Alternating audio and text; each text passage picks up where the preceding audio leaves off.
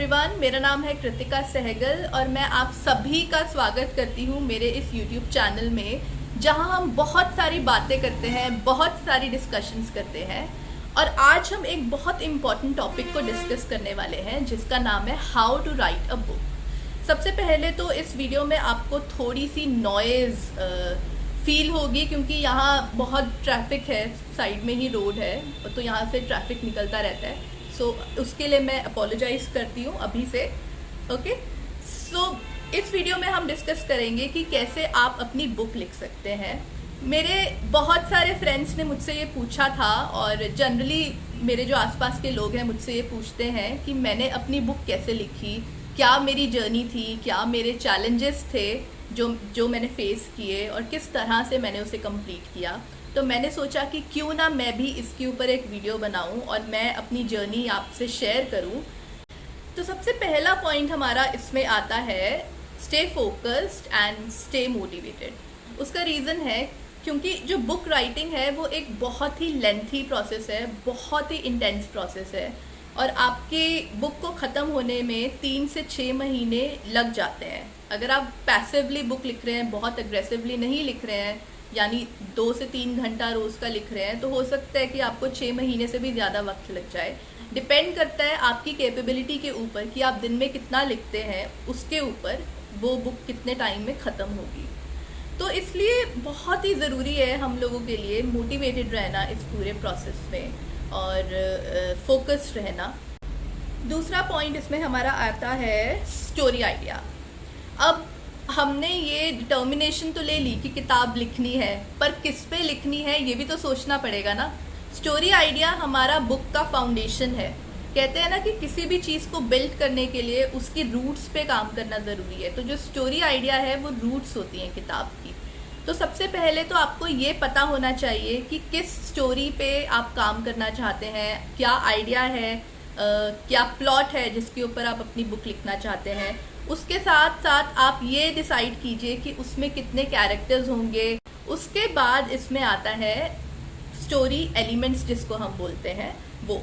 For example, अगर मुझे self help लिखना है तो मेरे स्टोरी एलिमेंट्स होंगे success, failures, anxiety, stress, motivation. ये कुछ मेरे स्टोरी एलिमेंट्स होंगे। तो स्टोरी आइडिया, उसके बाद कैरेक्टर्स और उसके बाद स्टोरी एलिमेंट्स।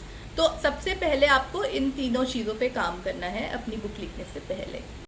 ओके, उसके बाद है ट्रस्ट योर स्टोरी। ये बहुत ही ज़्यादा इम्पॉर्टेंट पॉइंट है, बहुत बहुत बहुत ज़्यादा इम्पॉर्टेंट पॉइंट है क्योंकि जैसे कि मैंने आपको बताया बुक लिखना एक बहुत ही लेंथी प्रोसेस होता है।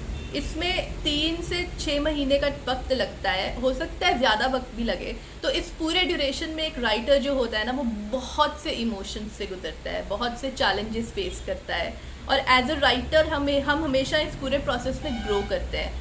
तो बीच में ऐसा टाइम आता है जब हमें लगता है कि हमारी स्टोरी अच्छी है नहीं है, मैच्योर है नहीं है, अपने ही स्टोरी पे डाउट्स भी होते हैं, which is not a bad thing really, क्योंकि इससे हम खुद ही पॉलिश होते हैं। जब हम खुद को ही खुद की स्टोरी पे डाउट्स करते हैं ना तो हम बल्कि और अच्छा काम कर सकते हैं। पर बहुत ज़रूरी है कि उस डाउट को अपने ऊपर हावी नहीं होने देना है और अपनी स्टोरी पे भरोसा रखना है, अपने ऊपर भरोसा रखना है, अपने ऊपर ट्रस्ट रखना है।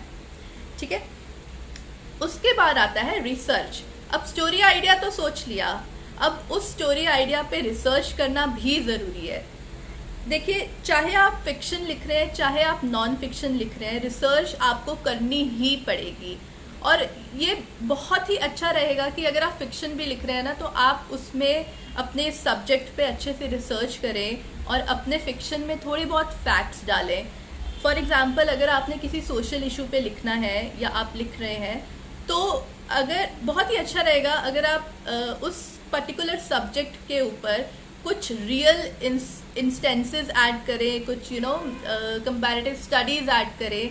ये जो है ना ये आपकी स्टोरी में एक मैच्योरिटी लेकर आएगा और एक फ्लेवर लेकर आएगा। तो इसलिए रिसर्च करना बहुत ही ज़्यादा ज़रूरी है, तो रिसर्च डेफिनेटली करें। उसके बाद हमारा आता है सेट द डेली काउंट। ये भी इम्पॉर्टेंट है डेफिनेटली। क्योंकि जैसे मैंने बताया बुक ख़त्म होने में 3 से 6 महीने का वक्त लगता है, उससे ज़्यादा का भी लग सकता है, डिपेंड करता है कि आप एक दिन में कितना लिख सकते हैं। तो फॉर एग्जांपल अगर आपको लगता है आप अर्ली मॉर्निंग ज़्यादा अच्छे से लिख सकते हैं तो आप अर्ली मॉर्निंग का अपना टारगेट सेट कीजिए। और या अगर आपको लगता है आप रात में लिख सकते हैं, जैसे मुझे जनरली रात में लिखना पसंद है तो मैं रात में लिखती हूँ, मुझे रात में आइडियाज़ ज़्यादा आते हैं, तो आप रात में अपना टारगेट सेट कर कीजिए। अगर आपकी बुक, मान लीजिए आपने डिसाइड किया है कि आपकी बुक जो है वो 200 पेजेस की होगी, तो आपको अपना एक डेली जो है काउंट वो सेट करना ही करना है। तो अगर 200 पेजेस हैं तो मैं पर डे का कितना पेज लिखूंगा या लिखूंगी वो आपको डिसाइड करना है। आपको ये सेट टारगेट लेके चलना ही पड़ेगा, वरना आपकी बुक ख़त्म नहीं होगी। अगर आप टारगेट्स को डिफ़ॉल्ट करेंगे तो बुक ख़त्म होने में उतना ही ज़्यादा टाइम लगेगा, क्योंकि बुक में सिर्फ एक ड्राफ्ट नहीं होता है, एक से ज़्यादा ड्राफ्ट्स होते हैं, वो मैं अभी आपको आगे बताऊंगी। तो एक सेट टारगेट लेके चलें कि पर डे मुझे इतना काम करना ही करना है, चाहे कुछ भी हो जाए। उसके बाद हमारा पॉइंट आता है राइट। ये बहुत ही ज़्यादा इम्पॉर्टेंट पॉइंट है। वैसे तो सारे इम्पॉर्टेंट पॉइंट्स हैं, बट ये क्यों इम्पॉर्टेंट है, क्योंकि जब भी मेरा कोई फ्रेंड मुझसे पूछता है ना कि मैंने अपनी बुक कैसे लिखी है, तो मैं उसे हमेशा ये बोलती हूँ कि जब आप अपनी किताब लिखना शुरू कर रहे हो ना, तो उस टाइम पे आप ये मत सोचो कि मेरी इंग्लिश कैसी है, या मेरी ग्रामेटिकल मिस्टेक्स हो रही हैं या नहीं हो रही हैं, या मेरी वोकैब कैसी है। ये सब नहीं सोचना है। सबसे पहला काम आपका लिखना है। जैसे आप किसी इंसान से बात करते हैं ना, अपनी फीलिंग्स शेयर करते हैं, अपने इमोशंस शेयर करते हैं, उसी तरीके से आप ये सोचिए कि आज जो आपका वर्ड डॉक है ना, वो एक पर्सन है जिससे आप बात कर रहे हैं, और आप लिख डालिए जो भी आपको लिखना है, जो भी आपके इमोशंस, जो भी आपकी फीलिंग्स हैं, आप वो सारी की सारी अपनी बुक में उतार दीजिए, अपने ड्राफ्ट में उतार दीजिए। तभी आप ऑथेंटिकली लिख पाएंगे, और you know then only you will be able to be your true self. तो इसलिए सबसे पहले बस लिखिए और कुछ मत सोचिए। उसके बाद आता है रीराइट और एडिट। अब आपको ये सोचना है कि मेरी ग्रामेटिकल मिस्टेक्स क्या हैं, और मेरी इंग्लिश कैसी है, और मेरी पंचुएशन कैसी है, और मेरी वोकैब कैसी है। तो इसको आप, जैसे मैं अपना पर्सनल एक्सपीरियंस अगर शेयर करूँ तो आप इसको स्टेप्स में डिवाइड कर सकते हैं। First step is right. Second step में मैं सेकेंड ड्राफ्ट लिखती हूँ, जिसमें मैं रीराइट करती हूँ। रीराइटिंग में मैं सेंटेंस स्ट्रक्चरिंग के ऊपर काम करती हूँ और अपनी इंग्लिश को रीचेक करती हूँ, और इसी के साथ साथ मैं अपनी ग्रामर चेक करती हूँ। उसके बाद मेरा थर्ड ड्राफ्ट होता है, जिसमें मैं पंचुएशन चेक करती हूँ और वोकैबुलरी के ऊपर काम करती हूँ। उसके बाद मेरा फाइनल ड्राफ्ट होता है, जिसमें मैं पूरी बुक को बहुत ही अच्छे से एक बार रीड करती हूँ, ताकि I see the bigger picture of what I'm writing technically. So इसलिए ये जो प्रोसेस है, ये अगर आप चाहें तो आप फॉलो कर सकते हैं। मैं अपने लिए ये प्रोसेस फॉलो करती हूँ। तो ये आ जाता है रीराइट और एडिट्स में। उसके बाद it is very important for us to have a better reader. अगर आपका कोई बहुत क्लोज फ्रेंड है, कोई कंपेनियन है, कोई आपका फैमिली मेम्बर है जो आपके बहुत क्लोज है, जिससे आप अपनी मैन्युस्क्रिप्ट शेयर कर सकते हैं, तो आप उसे डेफिनेटली शेयर करें। जैसे जैसे आप लिखेंगे वैसे वैसे आप उनको रीड करने को दें, क्योंकि क्या होता है कि हम जब लिखते हैं ना, तो हम सिर्फ अपने पर्सपेक्टिव से सोचते हैं, पर बहुत ही ज़रूरी है कि एक सेकंड पर्सपेक्टिव हमें मिले, एक सेकंड ओपिनियन हमें मिले, जिससे हमें एक ब्रॉडर पिक्चर देखने को मिलती है कि अच्छा, अगर इसको ऐसे नहीं कर सकते तो इसको ऐसे कर सकते हैं, इससे हमारी मैन्युस्क्रिप्ट जो है वो बेटर होगी, राइट। तो इसलिए आई वुड रियली सजेस्ट कि आप एक बेटा रीडर ज़रूर अपने साथ में रखें, जो आपका बहुत ही क्लोज फ्रेंड हो सकता है, और वो आपका एक बहुत अच्छा क्रिटिक भी बनेगा।